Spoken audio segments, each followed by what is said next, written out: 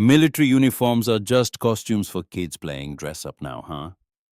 The words cut through Fort Sheridan's Friday evening mess hall like a blade drawn across skin. Sergeant Garrett Rourke's voice, thick with contempt, killed every conversation within a 50-foot radius. 200 soldiers stopped mid-bite, mid-sentence, mid-laugh. Every head turned, every eye locked on the small woman standing alone by the serving counter, holding a plastic tray with both hands, as if it were the only thing keeping her upright. And just like that, the trap was set. Linnea Ashford stood frozen beneath the fluorescent lights, her porcelain skin flushing a deep, painful red, as 200 pairs of eyes crashed over her like a wave breaking against rock. She was small. That was the first thing anyone noticed. 5'3" at most, with a frame so delicate it seemed like a strong wind might carry her sideways. Long blonde hair tied back in a messy bun, loose curls, escaping to frame a face dominated by blue eyes that seemed far too large for her fine-boned features. She looked young. She looked fragile. She looked utterly, devastatingly out of place. Beneath an oversized military jacket that hung past her hips and swallowed her shoulders whole, she wore a fitted gray t-shirt and slim military pants that only emphasized how small she truly was. Among these battle-hardened soldiers, men and women who had seen combat, who carried scars both visible and hidden, who knew the weight of a loaded weapon and the sound of a bullet passing close enough to feel its heat. Linnea Ashford looked like a lost civilian who had wandered through the wrong gate and somehow ended up in the middle of a war zone. She looked like prey. Garrett Rourke took a step closer, and the size difference became almost theatrical. 6'4", 230 pounds of muscle built through years of infantry training and maintained with the kind of obsessive discipline that left no room for softness. His green camouflage uniform bore the markings of elite infantry, every patch earned, every insignia paid for in sweat and blood, and sleepless nights in places most Americans would never hear about. His jaw was square, his crew cut precise, and his eyes carried the flat, assessing look of a man who had learned to divide the world into two categories: people who mattered and people who did not. Linnea Ashford, by his immediate calculation, fell firmly into the second category. Who authorized this little fashion show? He spread his arms wide, playing to his audience with the practiced ease of a man who had spent years perfecting the art of public humiliation. This is a military installation, not some community theater production. Someone want to explain to me why we have got a civilian playing dress-up in government property? Laughter erupted. Harsh, immediate, cruel. The kind of laughter that feeds on itself, that grows louder because everyone is afraid to be the one who stops first. Phones appeared in hands like weapons being drawn from holsters, already recording what promised to be prime social media content. The red recording lights glowed like small predatory eyes scattered throughout the crowd. But here is what none of them knew. In exactly 18 minutes, that small woman with the trembling hands and the downcast eyes would reveal something that would shatter every assumption in that room. In 18 minutes, careers would end. Reputations built over decades would crumble to dust. In 18 minutes, everything these soldiers thought they knew about power, about strength, about who holds the real authority in any room, would be turned completely inside out. And the man laughing loudest, the one with the square jaw and the flat eyes and the absolute certainty that he was the most dangerous person in any space he occupied, he would be the first to fall. Garrett's inner circle closed ranks around Linnea like wolves who had caught the scent of something wounded. They moved with the unconscious coordination of a pack that had hunted together many times before, each member knowing their role, each one feeding off the energy of the others. Lieutenant Sloane Kephart stepped forward first. She was tall for a woman, 5'9", with sharp features and dark hair cut in a severe bob that framed a face designed for intimidation. Sloane had built her entire military identity around being the most formidable woman in any room she entered, and she maintained that position through a combination of genuine competence and calculated cruelty. She had learned early that in a male-dominated environment, the fastest path to respect was to be harder, colder, and more vicious than any man around her. It was a strategy that had served her well. It had also hollowed her out in ways she refused to examine. "Oh my God," the Sloane said, her voice dripping with theatrical concern, as she circled Linnea the way a cat circles a cornered mouse. Not to kill immediately, but to enjoy the moment. "Sweetie, are you lost? The costume party is probably at the community center downtown. This is a federal military installation. You need clearance to be here, not just Daddy's old jacket." Her words triggered another wave of laughter. Several soldiers shifted position for better camera angles, already imagining the comments, the shares. The way this footage would spread through military social media channels like wildfire through dry brush. Linnea's response was barely audible, a voice so soft and uncertain it seemed to confirm every assumption the room had already made about her. "I have orders to report here." The words hung in the air for a single breath before Garrett seized them and crushed them. "Orders." His laugh was sharp enough to cut glass. "From who? Your mommy, your drama teacher?" He turned to his audience, arms spread wide, grinning the grin of a man who knows he is performing and knows his audience loves him for it. "Look at this people. We have got ourselves a lost little princess wearing Daddy's clothes, carrying pretend orders, wandering around a military base like it is some kind of open house." More laughter, louder now, more confident. The crowd had made its judgment, and Linnea Ashford had been found lacking in every way that mattered to the people in this room. But there was one person who was not laughing. Private Micah Greer sat at a corner table with his meal untouched, watching the scene unfold with something twisting uncomfortably in his stomach. He was 19 years old, 3 months out of basic training, still soft around the edges in ways that embarrassed him, still learning the unwritten rules that governed life on a military installation, still trying to figure out how to be the kind of soldier his family expected him to become. Micah came from a line of military men that stretched back 4 generations. His great-grandfather had fought in the trenches of France in 1918. His grandfather, Master Sergeant Roland Greer, had been a Marine at Iwo Jima, had climbed that volcanic rock under Japanese fire and survived to tell about it, though he rarely did. His father had served 2 tours in Iraq before an IED ended his career and left him walking with a limp that got worse on rainy days. Roland Greer, who had lived to 93 and died in his sleep with a folded American flag on his nightstand, had been the one who shaped Micah's understanding of what it meant to be a soldier. Not through stories of combat, because Roland almost never spoke of Iwo Jima, but through the way he lived, the quiet dignity, the respect he showed everyone regardless of rank or status, the absolute refusal to tolerate cruelty disguised as strength. "The measure of a man," Roland used to say, "is not how he treats the people above him. That is easy. Anyone can salute up.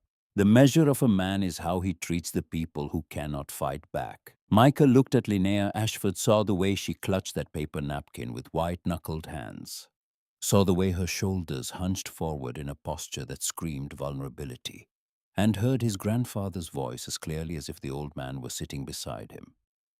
"Maybe we should just leave her alone." The words were out of his mouth before his brain could stop them, and the instant they hit the air, Micah felt the temperature in the room change. It was like watching a spotlight swing from one target to another.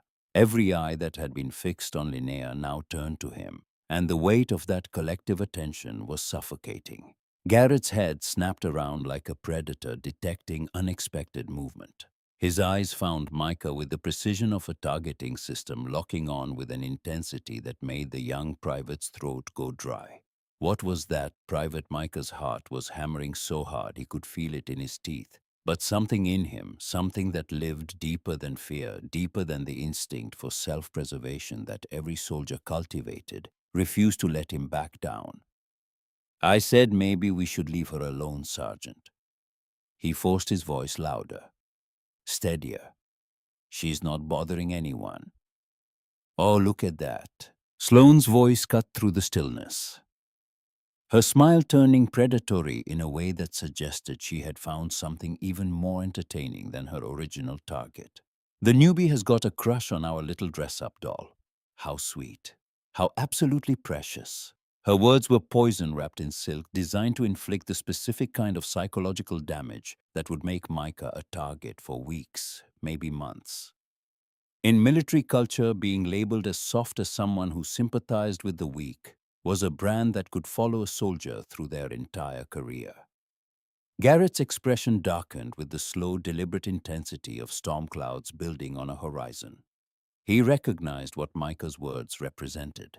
Not just a challenge to his authority, but a crack in the wall of dominance he had spent years constructing. In his world, any kindness shown to a target was a direct attack on the person doing the targeting. It was a zero-sum game. Respect given to someone he had deemed unworthy was respect taken directly from him. Private Greer, since you are so concerned about our guest's feelings, maybe you would like to join her for whatever comes next. The threat in his voice was as subtle as a loaded weapon pointed at center mass.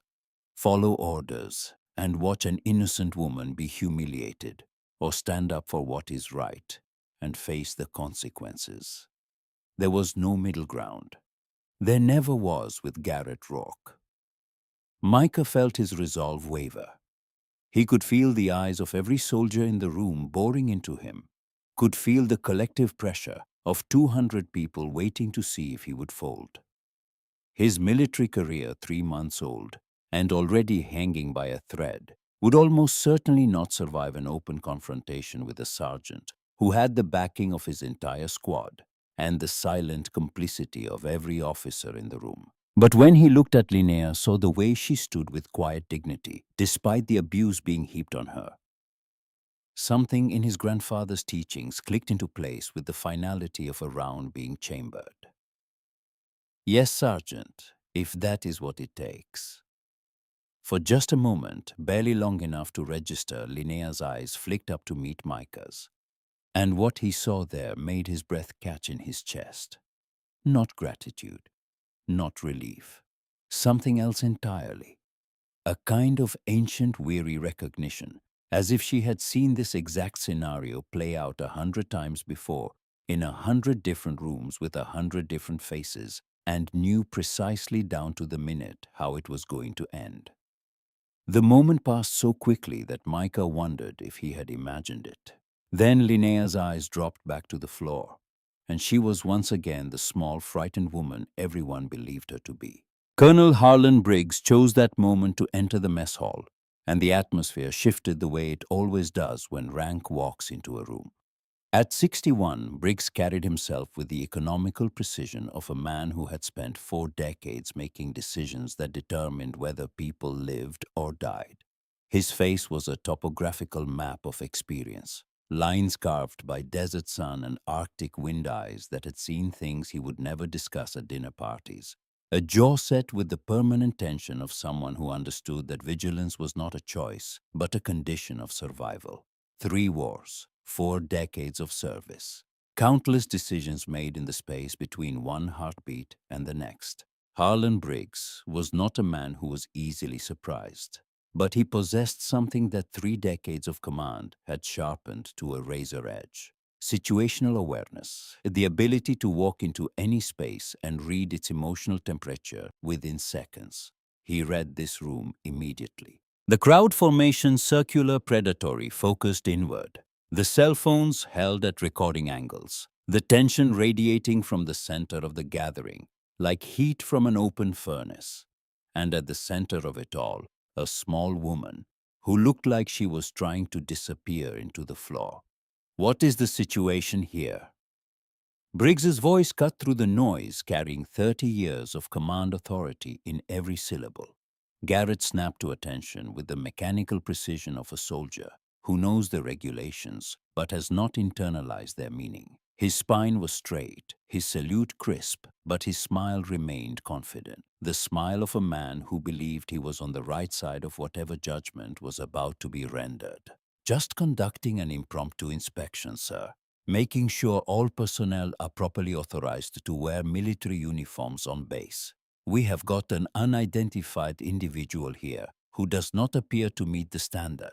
Briggs's gaze moved to Linnea, taking in the oversized jacket, the civilian clothes beneath, the obvious discomfort that radiated from her like a distress signal. To his experienced eye, she looked like exactly what Garrett was claiming. A confused civilian who had somehow ended up in the wrong place at the wrong time. Ma'am. Briggs's voice was not unkind, but it carried the weight of official inquiry, the tone of a man who needed answers and expected to receive them promptly. Do you have proper authorization to be on this installation? Linnea reached into her jacket pocket with movements so careful they seemed choreographed. Every motion deliberate, every gesture controlled, as if she were handling something fragile. She produced a slightly crumpled set of papers and extended them toward Briggs with hands that trembled just enough to be visible. Yes, sir. Orders to report for temporary duty assignment. Briggs accepted the documents. His eyes moved across the pages with the practiced speed of a man who had reviewed thousands of similar orders throughout his career, and his expression grew increasingly puzzled with each line he read. The orders appeared legitimate. They bore all the correct signatures, all the proper authorization codes, all the formatting requirements that distinguish genuine military paperwork from forgeries. But something about them was wrong. Not wrong in the way that forgeries were wrong with their subtle errors in font or spacing or terminology. Wrong in the way that a locked door in an empty hallway is wrong. The authorization codes checked out, but the assignment details were vague.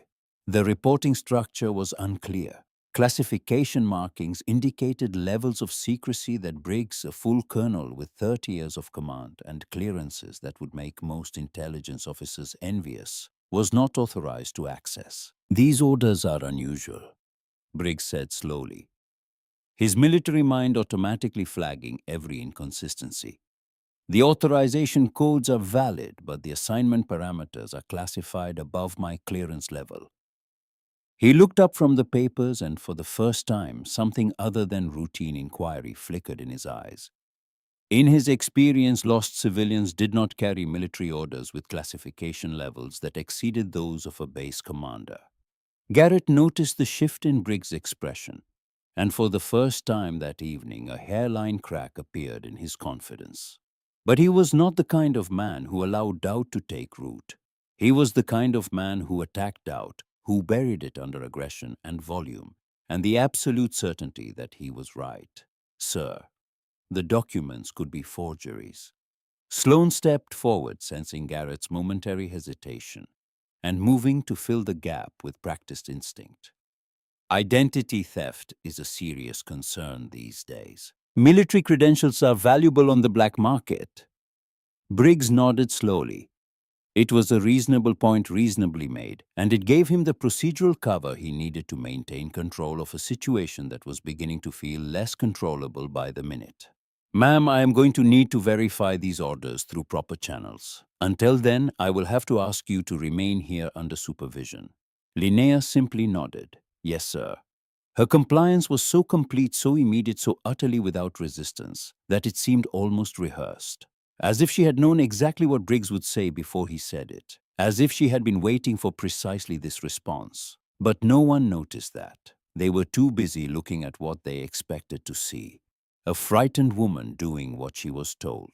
In the shadowy corner booth near the emergency exit, a man lowered his newspaper just enough to observe the unfolding scene with eyes that missed nothing. Captain Nolan Pruitt had been stationed at Fort Sheridan for 3 months, occupying a vaguely defined role in the communications division that gave him access to virtually every information system on the base, without attracting the kind of attention that might lead to uncomfortable questions. He was neither tall nor short, neither handsome nor ugly, neither memorable nor forgettable. He was the kind of man who could sit in a crowded room for hours without a single person being able to describe him afterward. This was not an accident. It was the result of years of training in the specific art of being invisible. Prewitt worked for an organization that did not appear in any official directory, that received no congressional oversight, that existed in the space between legitimate intelligence operations and the kind of activities that would cause international incidents if they were ever exposed. Shadow Protocol had been born in the chaotic aftermath of September 11th, created as a counterintelligence unit designed to identify threats within the military's own ranks. It had been a noble purpose, a necessary one.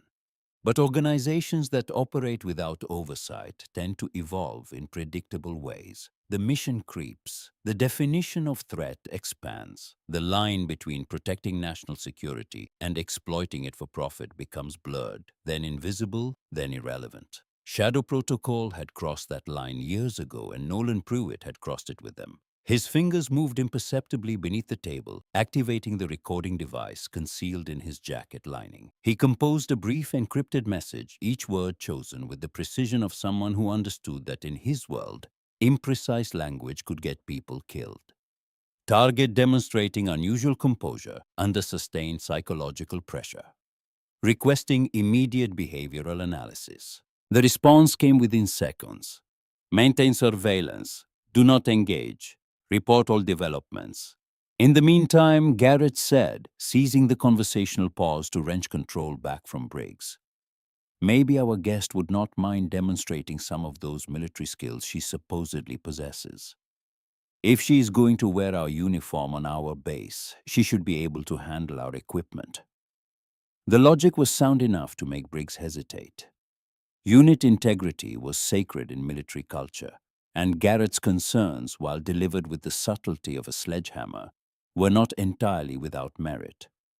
That hesitation was all Garrett needed. He unholstered his sidearm with practiced fluidity. Magazine ejected. Chamber cleared. The movements were theatrical, designed to emphasize his own competence while setting up the contrast with what he expected to be Linnea's fumbling incompetence. He extended the empty weapon toward her grip first. Field strip and reassemble. 30 seconds. That is the standard. Think you can manage it, Princess. It was meant to be an impossible challenge. Military sidearms were precision instruments that required both knowledge and muscle memory to manipulate efficiently. Months of training, thousands of repetitions. No civilian could possibly accomplish what Garrett was asking. Linnea stepped forward. Her small hands reached for the weapon, and in that moment the entire mess hall leaned forward. 200 soldiers united by a single expectation. They were about to witness the moment when the pretense crumbled. Linnea's hands touched the weapon, and her hands stopped trembling. Not gradually, not slowly. They simply stopped. One moment they were shaking with what everyone assumed was fear. The next they were steady as surgical instruments, as rock as the hands of a woman who had held weapons in conditions that would make every soldier in this room weep. The weapon came apart in her grasp with a series of soft clicks that sounded like a whispered conversation between the gun and the person holding it. Mechanical whispers that spoke of absolute familiarity, of thousands of hours spent with this exact type of weapon, until the movements required to disassemble it were no longer stored in conscious memory, but had migrated to a deeper place, the place where breathing lived, where heartbeat lived. Spring, barrel, slide, frame. Each component was removed with surgical precision and laid out in perfect order on the nearby table. Not just correct order, perfect order. 15 seconds. That was all it had taken for Linnea Ashford to completely disassemble a service pistol that many of the soldiers watching her still struggled with after months of training. The reassembly was even more impressive. Components flowed together as if magnetized. Click, snap, slide. The action smooth as water over polished stone as she tested the mechanism with a single fluid motion before safely returning the weapon to Garrett grip. First barrel pointed at the floor. Total time, 27 seconds. Garrett stared at the weapon in his hands as if it had betrayed him. His confident smirk dissolved through several stages of disbelief, settling somewhere between confusion and the first faint stirrings of something he would not yet allow himself to identify as fear.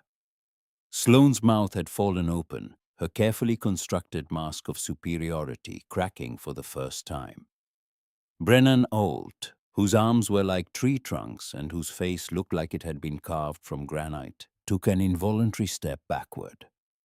his weapons specialist brain frantically trying to process what he had just witnessed. Beginner's luck. Garrett's voice came out rougher than he intended. Anyone can take apart a pistol if they have watched enough action movies. Linnea said nothing. She simply returned to her previous position, hands clasped behind her back, eyes downcast as if the last 30 seconds had never happened. But the room had changed. The laughter was gone. The phones were still recording, but the people holding them no longer looked entertained. They looked like people who had just realized they might be watching something they did not fully understand. Garrett felt the shift in atmosphere and could not allow it to stand. His entire identity depended on maintaining dominance. What Linnea had just done threatened all of that, and Garrett Roark did not respond to threats with reflection. He responded with escalation. Let us try something a little more challenging. He gestured to Brennan Alt, who moved toward the training arms locker. The M4 carbine, more complex weapon system, multiple subsystems, harder to fake your way through. Brennan retrieved the weapon and placed it on the table with careful reverence. The current base record for complete field strip and reassembly is 18 seconds. Garrett announced, checking his watch with theatrical precision. That record belongs to Master Sergeant Eckhart. 15 years of experience, 3 combat deployments. Think you can beat it, Princess? The challenge was impossible. Everyone in the room knew it. Even experienced soldiers rarely broke the 22-second mark on the M4. Garrett was essentially asking Linnea to perform a miracle. Linnea approached the weapon table with measured steps. Her small hands reached for the M4 with movements that seemed almost reluctant. She lifted the carbine with both hands, checking the chamber and confirming the weapon was safe with movements so automatic they appeared unconscious. Her fingers found the takedown pins. Upper receiver separated from lower with a soft click. Bolt carrier group extracted with mechanical precision. Buffer spring removed without the fumbling that characterized most attempts. Charging handle, forward assist. Each component placed on the table in perfect order. The disassembly flowing like water, finding its way downhill. 8 seconds for complete disassembly. The reassembly was poetry. Components flowed together, as if guided by gravity rather than human hands. Each part found its place without hesitation, without adjustment. The final takedown pin snapped home with a sound like a period at the end of a definitive sentence. Total time, 16 seconds, a new base record. 200 soldiers sat in perfect stillness, united by the shared recognition that what they had just witnessed was not possible. Not for a civilian, not for most soldiers, not for anyone who had not spent years in intimate communion with military weapons. Garrett stared at the stopwatch. 16 seconds. 2 seconds faster than Master Sergeant Eckhart, who had been handling weapons since before this woman was born. Brennan Ault examined the reassembled M4 with meticulous attention. Every component was in perfect position. The action was smooth. The weapon was flawless. "Where did you learn to do that?" Briggs asked quietly. His voice had changed. The official inquiry tone was gone, replaced by something more personal, more urgent. Linnea's response was barely audible, delivered to the floor rather than to her questioner. "Practice, sir." And in the silence that followed, something shifted that could not be unshifted. A crack had appeared in the foundation of every assumption that room had been built on. Because if Linnea Ashford could handle weapons with the proficiency of a career instructor, if she could field strip an M4 faster than the best soldier on a base of 2,000, then who was she really? And perhaps more importantly, what was she doing here? But what none of them had noticed, what only the most trained observer would have caught, was something far more unsettling than her weapons proficiency. From the moment Linnea Ashford had walked into the mess hall, her eyes had been moving. Not the random, unfocused movements of a frightened person scanning for escape routes. Controlled sweeps, systematic, methodical.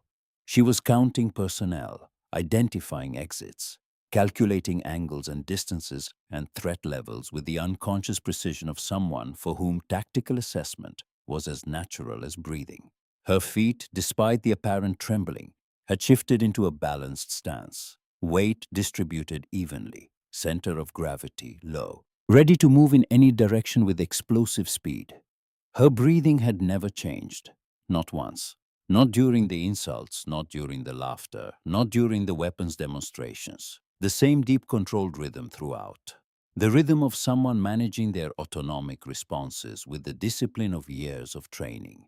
Every tremble, every flinch, every downcast gaze, every soft-spoken word delivered to the floor. All of it had been performance, calculated, deliberate, precise. Linnea Ashford was not prey. She was the most dangerous person in the room, and she had been watching them the entire time. In the corner booth, Prewitt sent another encrypted message. His fingers were steady, but his pulse had elevated for the first time in 3 months. Target has demonstrated advanced weapons proficiency exceeding base personnel. Recommend elevated monitoring protocols. The response was faster this time. Understood. Maintain position. Do not engage until identity is confirmed.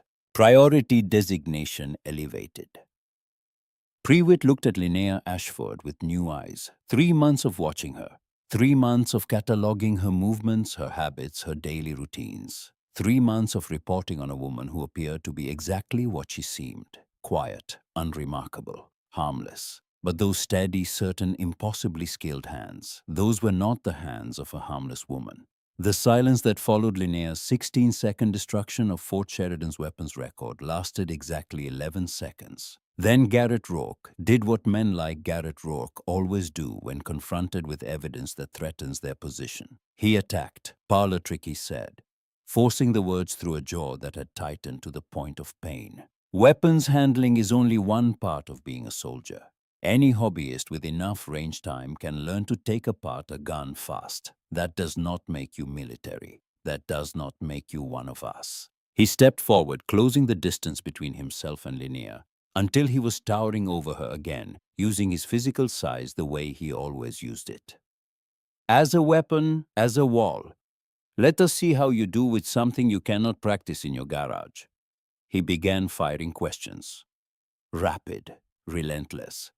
Each one designed to find the gap in her armor, the crack in her facade, the moment when her eyes would go blank and the natural order would be restored. What is the effective range of an M4 carbine for a point target? 550 meters point target.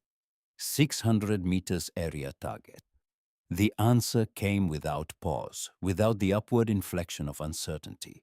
The words simply arrived, automatically, inevitably.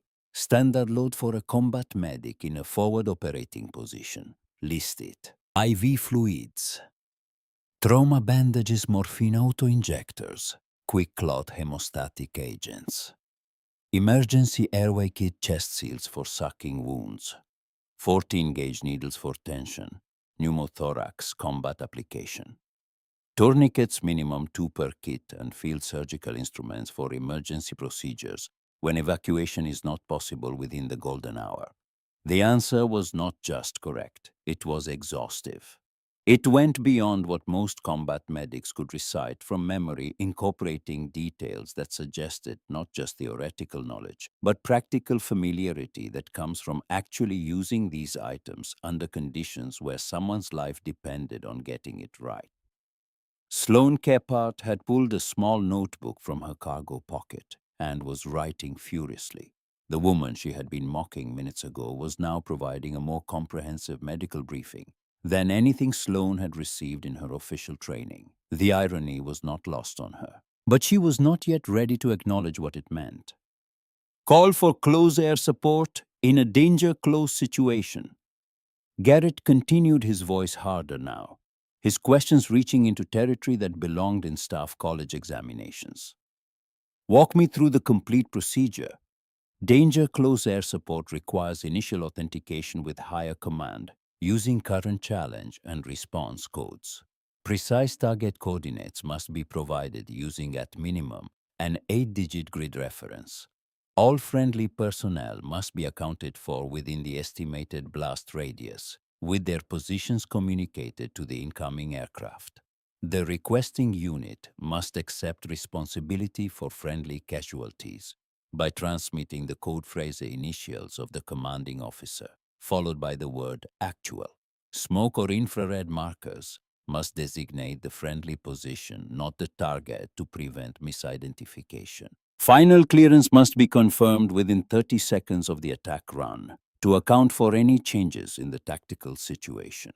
The mess hall had gone completely still, not the hostile stillness of before, when 200 soldiers had been united in their contempt. This was different. This was the stillness of people beginning to realize that the categories they used to organize the world might not apply to what they were witnessing. Garrett felt it.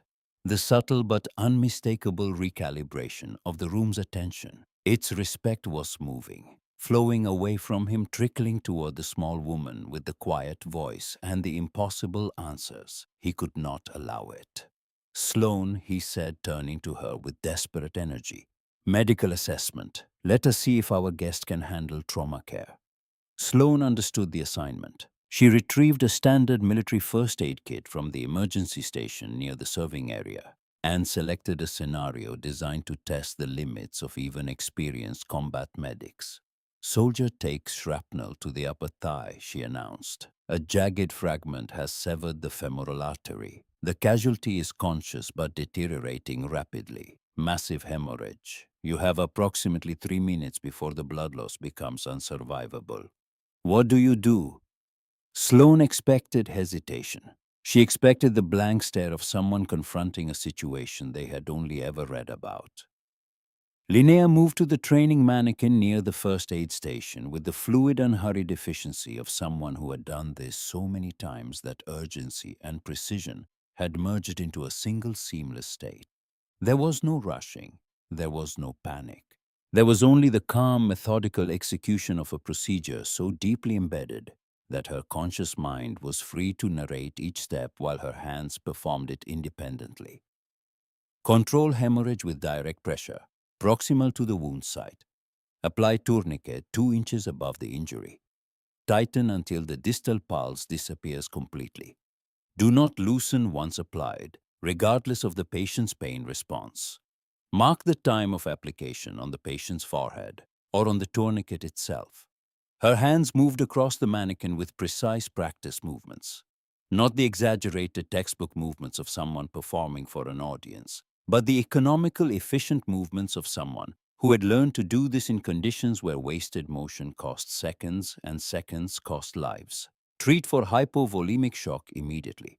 Elevate the lower extremities approximately 12 inches if spinal injury is not suspected. Maintain core body temperature using whatever insulating materials are available.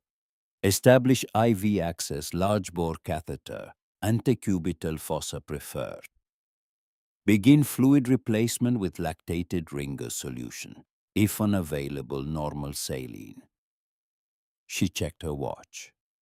The gesture was automatic, unconscious. The gesture of someone for whom tracking elapsed time during medical emergencies was as natural as breathing. Time to pulse cessation distal to the tourniquet 45 seconds. Patient stabilized for transport. Sloan stared at the mannequin, then at Linnea. Her mind was struggling to process information that did not fit any category she had constructed for understanding the world. A woman half her size had just demonstrated medical competence that made Sloane's own training look elementary. The cognitive dissonance was physically painful, building pressure behind her eyes. Brennan All decided to try a different approach. He pulled a topographical map from the operations case he always carried, covered with elevation markers, terrain features, and tactical symbols that would be meaningless to anyone without extensive training. "Land navigation," he announced, spreading the map across the nearest table. "Plot a course from this installation to Checkpoint Alpha. Avoid known patrol routes. Maintain concealment from all observation posts. Include primary route, alternate route, and emergency extraction point with fallback rally position. Linnea studied the map for 15 seconds. Her eyes moved across the terrain features in systematic patterns. Not random scanning, but the disciplined, methodical assessment of someone trained to extract tactical information from topographical data, the way a radiologist extracts medical information from an X-ray. Then she began marking waypoints. Primary route follows this ridgeline to maintain elevation advantage and avoid the observation post at grid reference 279er. Use of reverse slope positioning maintains concealment from the eastern observation point while providing natural drainage for movement noise reduction during wet conditions. Alternate route utilizes the streambed for concealment, but increases travel time by approximately 40 minutes and introduces risk of flash flooding during the current seasonal weather pattern. Emergency extraction point here at this road junction with fallback rally point at this elevation, where the terrain provides 360-degree observation capability and multiple egress routes. The route was not just tactically sound, it was elegant. It took advantage of terrain features most soldiers would overlook: incorporated weather and seasonal considerations, and demonstrated an understanding of military movement principles that belonged in the highest levels of special operations planning. Briggs studied the route with professional intensity. "This is exceptional work," he said quietly. "This is not basic training knowledge. This is not even advanced infantry knowledge. Where did you learn tactical movement at this level?" Linnea's answer was the same. "Practice, sir." But the word had changed. Not in pronunciation, in meaning. Practice did not explain weapons proficiency that exceeded career specialist medical knowledge that surpassed combat medics and tactical planning that rivaled special operations officers. Practice was an answer that answered nothing.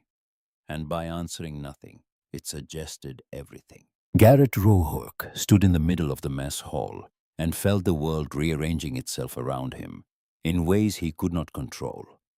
Every test he had devised to expose Linnea as a fraud had instead exposed the depth of her competence.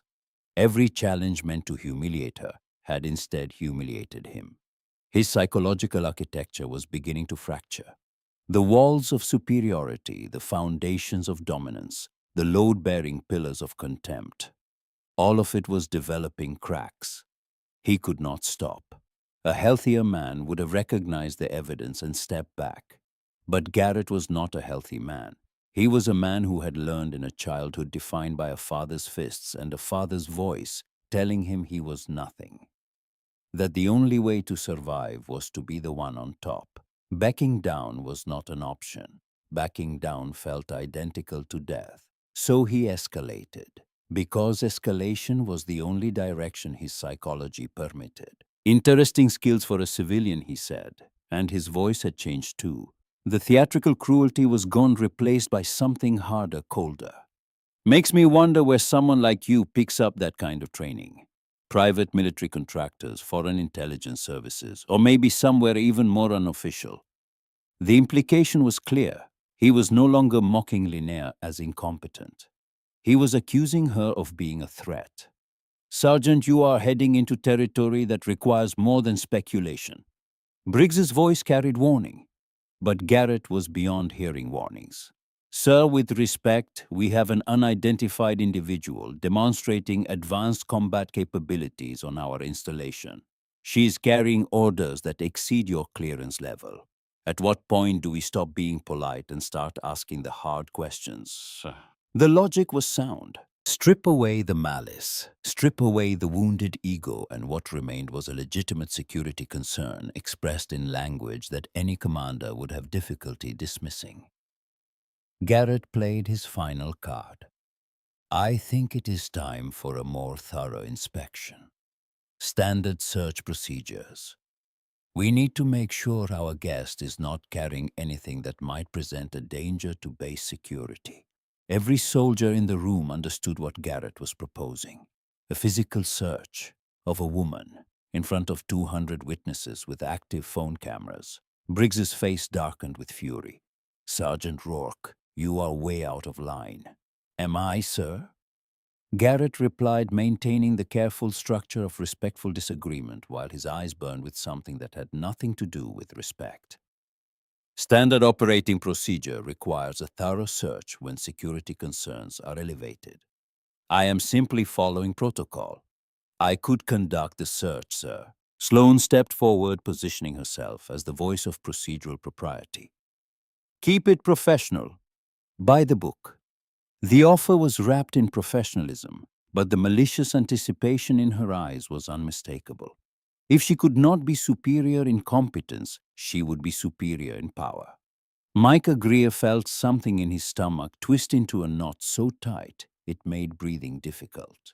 The scene unfolding before him was wrong. Not wrong in the complicated, ambiguous way that many military situations were wrong. This was wrong in the simple, absolute way that some things are wrong. The way cruelty is wrong. The way abuse of power is wrong. Sir, this is not necessary. His voice came out stronger than he expected. She has cooperated with everything we have asked. She has answered every question. She has passed every test. What more do we need? Private Greer Garrett said, and the warning in his voice was explicit. A loaded weapon pointed directly at Micah's career. You seem to have very strong opinions about security procedures for someone who has been in the military for exactly 90 days. And then Linnea spoke. It is fine. 2 words. Spoken with a calm so complete that every person in the room turned to look at her. Not because the words were loud. They were barely above a whisper, but because they carried a quality that none of them had heard in her voice before. Authority. If Sergeant Rofolk believes a search is necessary for base security, I will comply. Garrett's face lit up with predatory satisfaction. Outstanding. Lieutenant Kephart, conduct the search. Make it thorough. But Briggs felt something cold move through his chest. The instinct that had kept him alive through 3 wars was screaming. He had seen this before, once, decades ago, in a classified briefing where he had been shown footage of an operative who had allowed themselves to be captured, who had submitted to interrogation with perfect docility, who had complied with every demand with the calm, patient cooperation of someone who knew something their captors did not. That operative had dismantled the entire interrogation facility from the inside within 48 hours. Wait, Briggs said, and his voice carried new urgency. I think we should reconsider before proceeding. No, sir. Linnea's interruption was gentle but absolute. The sergeant is right. If there are questions about my authorization, they should be resolved through proper procedures. Her fingers found the first button of her oversized uniform jacket, then the second, then the third.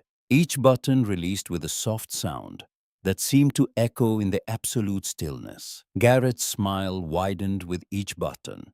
Sloane positioned herself with clinical precision. 200 soldiers pressed closer, drawn by the gravitational pull of anticipated revelation. But Micah Greer noticed something. It was small. So small that anyone else would have missed it entirely. But Micah was watching Linnea with the focused attention of someone who had decided that this woman mattered. Her breathing had changed. The rapid, shallow breaths of fear were gone, replaced by something entirely different. Deep, measured, controlled. Combat breathing. 4 counts in, 4 counts hold, 4 counts out. The technique used by snipers before taking a shot, by special operators before breaching a door. Linnea Ashford was not preparing to be humiliated. She was preparing for something else entirely. The jacket fell away. Beneath it, the fitted gray t-shirt clung to a frame that drew a collective reassessment. Linnea was small, yes, delicate in bone structure, yes. But the muscles of her arms carried defined functional tone that came not from gym workouts but from years of demanding physical activity performed under conditions that left no room for anything except survival. Her shoulders, though narrow, were capped with development that spoke of thousands of pull-ups, thousands of hours carrying heavy loads over difficult terrain. Now the shirt, Garrett ordered. Linnea's hands moved to the hem of her gray t-shirt. Her fingers gripped the fabric with steady, unwavering certainty. No trembling, no hesitation, no fear. She began to lift. The fabric rose, revealing first the toned muscles of her abdomen, defined in ways that went beyond fitness into functional combat conditioning. Then higher, past the lower ribs. Then the tattoo began to emerge. It appeared gradually like a landscape being revealed by a slowly rising curtain. First, the lowest flames, intricate tongues of fire, rendered in black ink with such precision that they seemed to flicker and dance in the fluorescent lighting. Then the tails of the dragons, massive serpentine forms that coiled and twisted with power, that seemed to pulse beneath the skin itself. Linnea continued to lift the shirt. Two dragons, one dark as a moonless sky, its scales rendered with individual details so fine that each one caught the light differently. One pale as bleached bone, its form the perfect complement to its darker twin. Their bodies were intertwined in a pattern that any student of Eastern philosophy would recognize immediately. Yin and yang, balance. Light and shadow bound together in eternal equilibrium. The dragons covered her entire back. From shoulder blade to shoulder blade, from the base of her neck to the small of her spine, every inch of skin had been transformed into a canvas of extraordinary artistry. The flames surrounded the intertwined forms, each one rendered with detail that spoke of hundreds of hours under the needle, hundreds of hours of pain endured with stoic patience. The mess hall did not gasp. A gasp would have required breath, and no one in the room was breathing. Forks hung suspended between plate and mouth. Hands froze mid-gesture.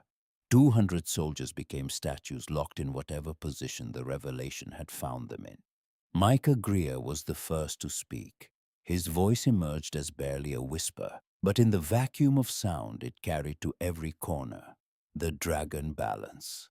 3 words. And with those 3 words, the world that Garrett Rourke had built, the world where he was the strongest, the most competent, the most feared, that world ended. Because every soldier with advanced training knew what the dragon balance was. They had heard about it in hushed voices during classified briefings. They had seen references to it in redacted documents. Only 12 people alive were authorized to wear that marking.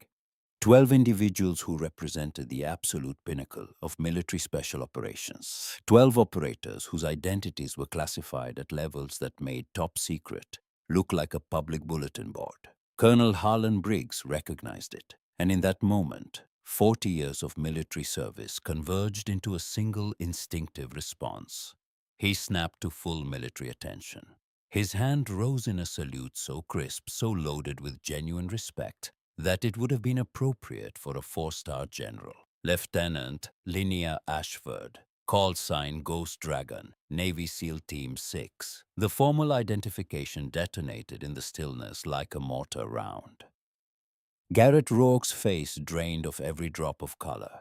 His smirk dissolved so completely, it was as if it had never existed.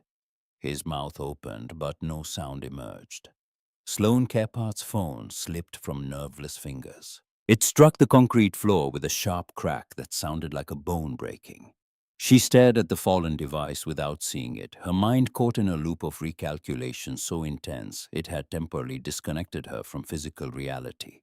Brennan Owalt staggered backward. His hands rose in front of his body in an involuntary gesture that looked exactly like what it was. Surrender.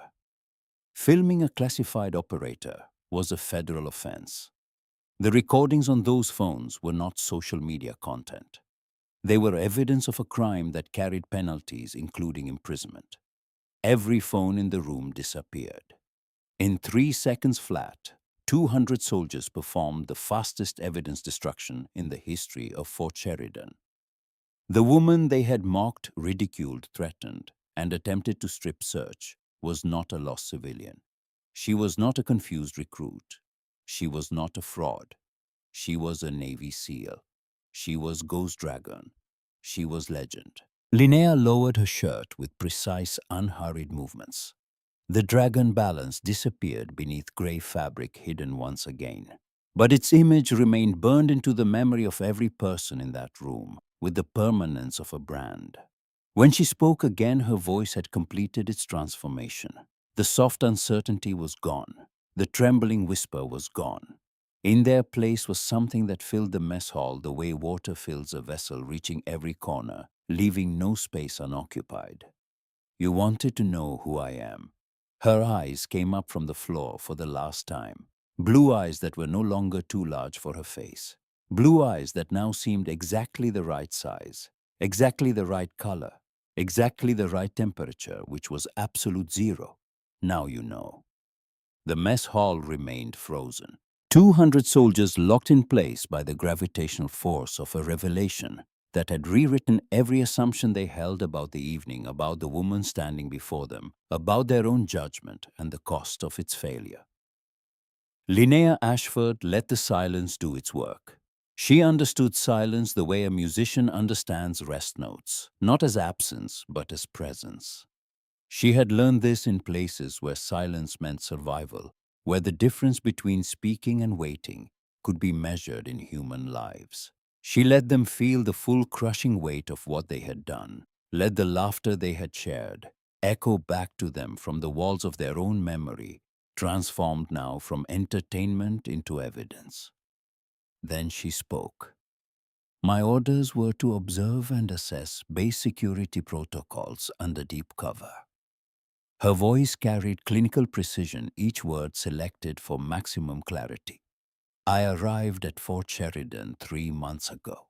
Since that time, I have documented every interaction, every security procedure, every leadership decision, and every failure of character that occurred on this installation. Her gaze moved across the room with the methodical sweep of a searchlight, touching each face long enough to deliver its silent verdict before moving on. Sergeant Rourke's behavior this evening has provided extensive data, but it is not unique. It is symptomatic of a culture that has been allowed to develop unchecked. A culture where power is confused with leadership, where cruelty is mistaken for strength, where the systematic humiliation of anyone perceived as weak is treated as entertainment rather than recognized as the security vulnerability it actually represents. Garrett had not moved. He stood in the center of the mess hall, like a man who had been flash frozen. His body locked in the posture of aggressive confidence, now lacking the neural capacity to rearrange himself into something more appropriate. His face was gray, the specific shade of gray that human skin achieves when the blood retreats from the surface in response to shock so profound that the cardiovascular system interprets it as physical threat. He was remembering every word he had said, every gesture, every laugh. She could have stopped him at any point. With a word, a gesture, the simple act of revealing her identity at the first insult. But she had not. She had stood there. She had absorbed it all. She had let him build his own gallows, tie his own noose, and climb the steps under his own power. Why the word escaped his lips, rough and broken. Linnea turned to face him. Her expression held neither anger nor satisfaction, neither contempt nor pity. It held something more unsettling, understanding, because the test was never about me, Sergeant. It was about you. Should respect be conditional on rank or reputation? Should basic human dignity depend on someone's ability to fight back? If I had walked in here tonight wearing my insignia, carrying my credentials with my service record displayed for everyone to see, you would have treated me with deference. But that respect would have been worthless, because it would have been based on fear, not character. She took a step closer to Garrett, and he flinched. A small involuntary movement. The most feared man on Fort Sheridan flinched from a woman who weighed 115 pounds. The people who treat others with dignity only when it benefits them are not good people having a bad day. They are showing you exactly who they are. And who you are, Sergeant, when you believe there are no consequences. That is the data my assessment was designed to collect. Garrett's mouth opened, closed. For the first time in his adult life, Garrett Rourke had no words. The machinery of dominance that had powered his personality for 30 years had ceased. What remained was something he had not allowed himself to be since he was a child, being hit by his father's hands. Vulnerable. Linnea held his gaze for 3 seconds. Then she turned away from him, and the dismissal was more devastating than any punishment she could have inflicted. She turned away the way you turn away from something you have finished examining, completely, without looking back. But the assessment revealed something more serious than toxic leadership. Her voice shifted, and every person present felt the change. The subtle transition from one threat level to another. Colonel Briggs. During my 3 months on this installation, I identified an active intelligence operation being conducted against Fort Sheridan by hostile assets. Briggs felt something cold crystallize in his chest. His 30 years of command experience had taught him to recognize what follows the delivery of information that changes everything. Linnea's gaze moved to the corner booth near the emergency exit. Captain Nolan Pruitt, Senior Field Operative Shadow Protocol. 3 months of embedded surveillance on this installation. Communications monitoring, personnel assessment, identification of exploitable vulnerabilities for potential recruitment. Every head turned toward the corner booth. Pruitt sat perfectly still for 1 heartbeat. 2, then he moved toward the exit. He made it 4 steps. The emergency exit door opened from the outside, and 2 figures in tactical gear filled the doorway with the solid, immovable presence of a wall. Behind them, more figures moved in coordinated patterns of a team that had rehearsed this moment until it was automatic. Pruitt stopped. The exit was blocked. The windows were covered. The perimeter was secured. He had been surrounded before he had even known he was being hunted. Shadow Protocol, Linnea continued, as if the attempted escape were a minor interruption, was originally established as a counterintelligence unit following September 11th. Its mandate was to identify internal threats to military security. A noble purpose. She paused. Over the past decade, Shadow Protocol evolved beyond its original mission. It became a rogue intelligence operation selling classified information to the highest bidder, exploiting the very vulnerabilities it was created to identify. Captain Pruitt has been conducting comprehensive surveillance, monitoring communications, documenting security procedures, and identifying personnel whose resentment of leadership made them susceptible to recruitment. Her gaze swept the room, and several soldiers felt their blood chill as her eyes passed over them. A military culture built on fear and intimidation does not just damage morale, Colonel. It creates the exact conditions that hostile intelligence services exploit. Every soldier who feels powerless, who believes the system is rigged against them, who has been humiliated until their loyalty erodes, becomes a potential asset for organizations like Shadow Protocol.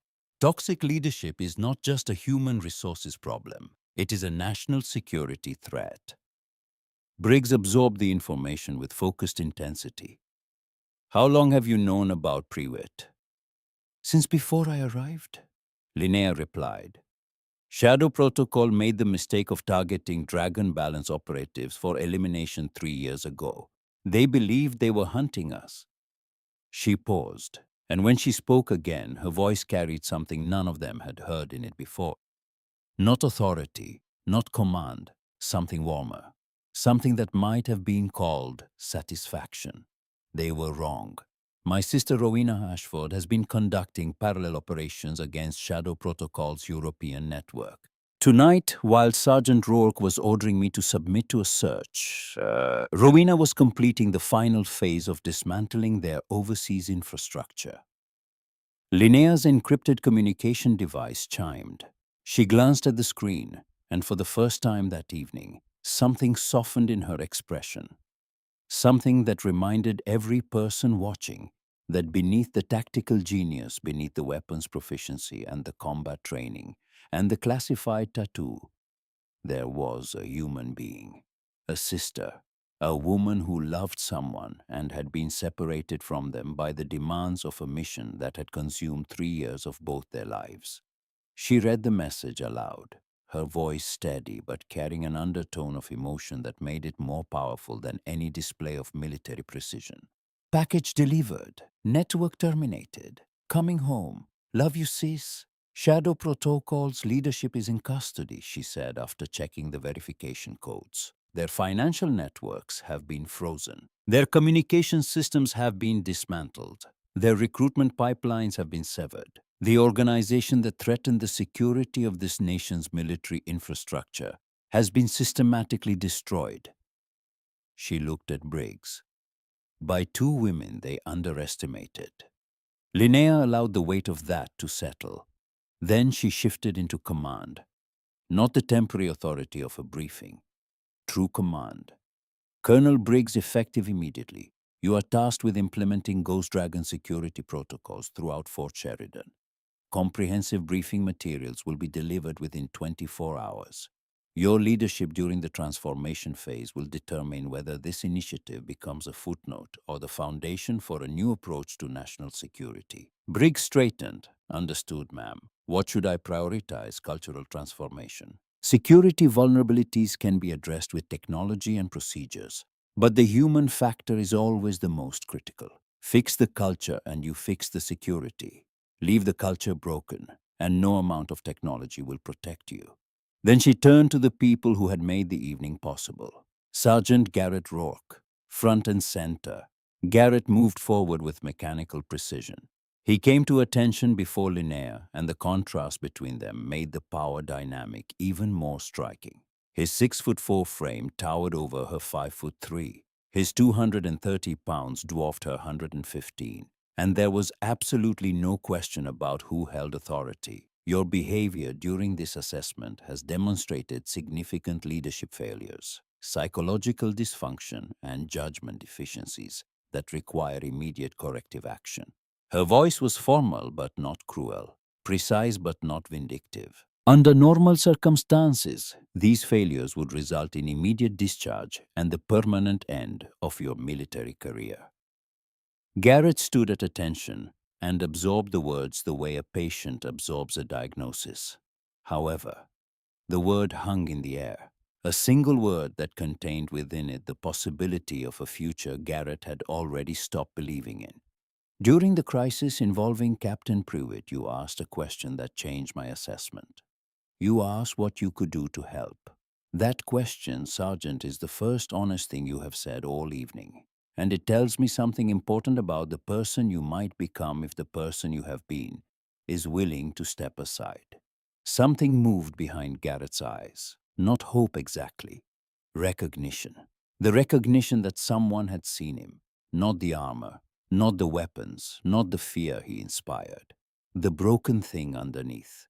And having seen it had not turned away. You are hereby reduced in rank to private first class effective immediately. You will report to the Psychological Operations Division at Fort Bragg within 72 hours for comprehensive evaluation and specialized training in ethical leadership trauma response and psychological warfare defense. The sentence was severe, but embedded within the punishment was something far more valuable than the rank he was losing. A path forward. Thank you, ma'am. I will not waste this opportunity. His voice cracked on the word waste, and he made no effort to hide it. For the first time in his military career, Garrett Rourke allowed another human being to see him break. See that you do not, Rourke. Because I will be watching. She turned to Sloane Kephart, who straightened under that blue gaze. Lieutenant Kephart, your participation in systematic harassment, your willingness to use your position to humiliate someone you perceived as inferior, and your failure to uphold the standards expected of a commissioned officer will result in formal reprimand and reduction in rank to second lieutenant. You will complete specialized training in ethical leadership with particular emphasis on mentorship and the responsibility of female officers to create environments that elevate rather than undermine other women in service. Sloane accepted the judgment with a nod. Her face was flushed with shame, but her eyes were clear. The defensive architecture she had spent years constructing was crumbling. And beneath the rubble, something that had been buried for a very long time was beginning to breathe. Yes, ma'am. I understand. Do you? Linnea's question was sharp and genuine. Or are you telling me what you think I want to hear? Sloane took a breath. 3 hours ago, I would have been saying what you wanted to hear. Right now, I genuinely want to be better than the person I was tonight. I do not know if that will last. I do not know if I'm capable of the kind of change you are describing, but I know I want to try. And that is the most honest thing I have said in years. Linnea studied her for a long moment, then nodded. That is a start, Lieutenant. Make sure your actions follow your words. Brennan Ault received his judgment next, a formal reprimand and mandatory training in ethical decision-making under peer pressure. His punishment was lighter, reflecting his more limited role.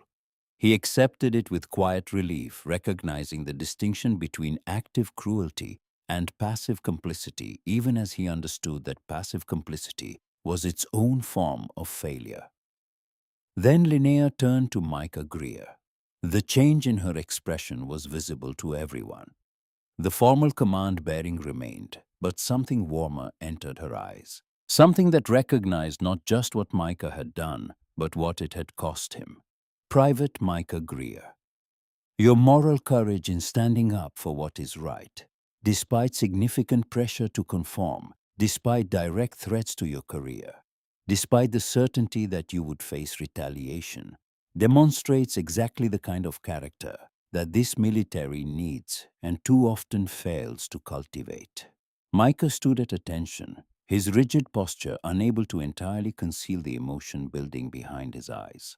You are hereby promoted to the rank of Sergeant effective immediately and recommended for accelerated advancement and specialized leadership training.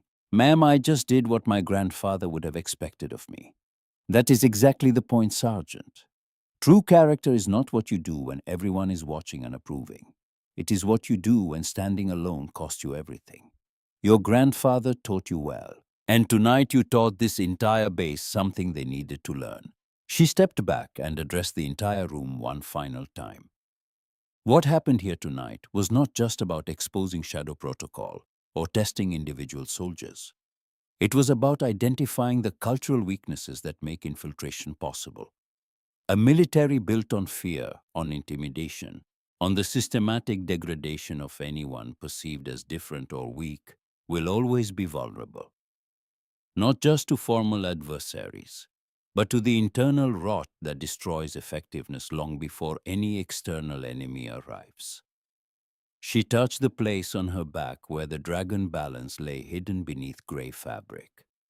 The protocols that Colonel Briggs will implement are not just about new security measures. They are about transforming the fundamental culture of military service, about building an institution where strength is defined by character rather than force, where leadership flows from service rather than domination, where the measure of a soldier is not how effectively they intimidate the powerless, but how consistently they protect them. 3 months later, Fort Sheridan had been transformed. The physical changes were visible. New security systems, reconfigured training facilities, updated command structures. But the deeper changes were invisible and far more significant. In the base's newly established Ethical Leadership Center, Private First Class Garrett Rock stood before a group of 30 soldiers. He was thinner than he had been 3 months ago. The bulk that had been his armor, reduced by months of psychological work that had stripped away not just physical mass, but emotional weight. His face was different, not softer exactly, but more honest. The permanent expression of aggressive superiority had been replaced by something more human. 3 months ago he began, and his voice carried the rough texture of someone speaking from a wound that was still healing. I stood in the mess hall across the yard and demonstrated everything a military leader should never be. I used my size to intimidate. I used my rank to abuse. I confused dominance with leadership and cruelty with strength. I created an environment where the worst instincts of everyone around me were rewarded, and the best instincts were punished. He paused.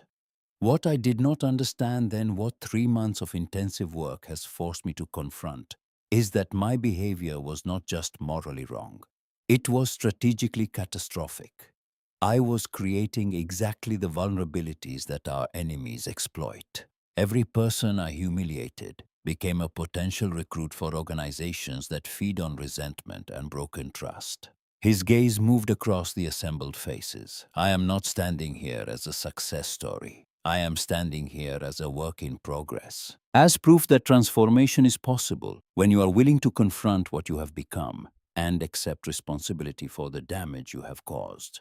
Across the base, Sloan Carepart was leading a mentorship session for female officers, building the kind of supportive networks she had spent years systematically destroying. Brennan Ault had discovered a talent for patient, encouraging technical instruction that produced better results than intimidation. And Sergeant Micah Greer, the youngest soldier to receive a battlefield promotion in Fort Sheridan's history, was in his barracks packing his gear for a journey he did not yet fully understand. Colonel Briggs had called him to his office that afternoon. The old man's face had carried an expression that mixed pride with something Micah could not quite identify, something that looked like the way a father might look at a son who had exceeded every expectation. "I have news about your next assignment, Sergeant." "Ghost Dragon program, sir." "That is classified," Briggs replied, and a small smile crossed his weathered features. "But I can tell you to pack for cold weather. You ship out in 72 hours. May I ask where I am going?" "You may ask, but I cannot tell you. What I can say is that Lieutenant Ashford specifically requested you for this assignment. She requested you personally. And based on what I have seen over the past 3 months, I understand why. You have demonstrated exactly the qualities the new protocols are designed to develop. Technical competence combined with moral courage and adaptability." Briggs rose from behind his desk and extended his hand. Not the formal handshake of a superior acknowledging a subordinate, but the firm level grip of one soldier, recognizing another as an equal in the ways that mattered most. "Whatever they are sending you to do, Greer, I have no doubt you will make Fort Sheridan proud." Now standing in his barracks with his duffel bag open on his precisely made bed, Micah found the envelope. Plain manila, no markings, placed on his pillow with the kind of precise positioning that suggested the person who left it understood that details mattered. Inside was a medallion, small, heavy, bronze worn smooth by the touch of many hands. On its face, two dragons intertwined in the pattern he would never forget. One dark, one light, surrounded by flames that seemed to dance even in the still air of the barracks. A handwritten note accompanied it. The handwriting was small, precise, and carried the same quiet authority as the voice that had spoken it. Not all warriors bear the mark on their skin. Some carry it in their hearts. The dragon balance is not just a tattoo. It is a promise. A promise to stand between light and shadow. To fight not just with weapons, but with moral courage. To protect not just territory, but the principles that make territory worth defending. You earned your place in our ranks, Sergeant Greer. Not with your skills, though, those will come. Not with your strength, though, that will grow. You earned it with 3 words spoken in a mess hall when speaking them could have cost you everything. "Maybe we should leave her alone." Those words told me everything I needed to know about the kind of soldier you are and the kind of soldier you will become. See you in Alaska, GD. Micah held the medallion in his palm. It was warm from being enclosed in the envelope, and the weight of it seemed to exceed its physical mass, as if it carried not just bronze but meaning, not just metal but history. The history of 12 operators who had dedicated their lives to standing in the space between what the world was and what it should be. Now there would be 13. He closed his fingers around the medallion and looked out the window of his barracks at Fort Sheridan spread beneath a winter sky. The base looked the same as it had 3 months ago. Same buildings, same parade ground, same flag snapping in the wind above the command post. But nothing was the same. A small woman with trembling hands and downcast eyes had walked into a mess hall on a Friday evening and revealed that everything 200 soldiers believed about power, about strength, about who holds the real authority in any room was wrong. Not because she was stronger than them, not because she was faster or more skilled or more dangerous. although she was all of those things. Because she understood something that Garrett Rourke was only now beginning to learn, something that Sloane Kephart was only now beginning to accept, something that Roland Greer had known at Iwo Jima and had spent a lifetime trying to teach his grandson before the old Marine died in his sleep with a folded flag on his nightstand. True power never needs to announce itself with cruelty. True strength never requires the destruction of others to prove its existence.